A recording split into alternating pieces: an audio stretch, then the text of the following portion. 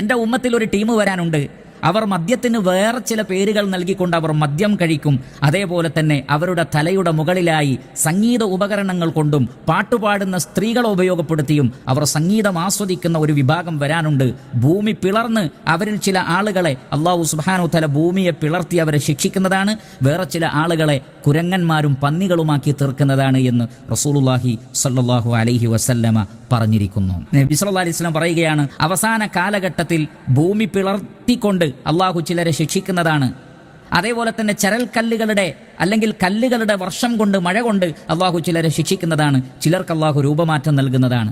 അതെപ്പോഴാണ് സംഭവിക്കുക എന്ന് ചോദിച്ചപ്പോൾ നബി സല്ലല്ലാഹു അലൈഹി വസല്ലം നൽകിയ മറുപടി, ഇദാ ലഹറത്തിൽ മആസിഫു വൽ ഖൈനാത്ത്, പാട്ടുപാടുന്ന സ്ത്രീകളുടെ വർധനവുണ്ടാവുക, അതേപോലെ തന്നെ സംഗീത ഉപകരണങ്ങൾ പ്രകടമായി രംഗത്തു വരികയും ചെയ്യുന്ന ഒരു കാലഘട്ടം വരുമ്പോൾ അത് സംഭവിക്കുമെന്നാണ്.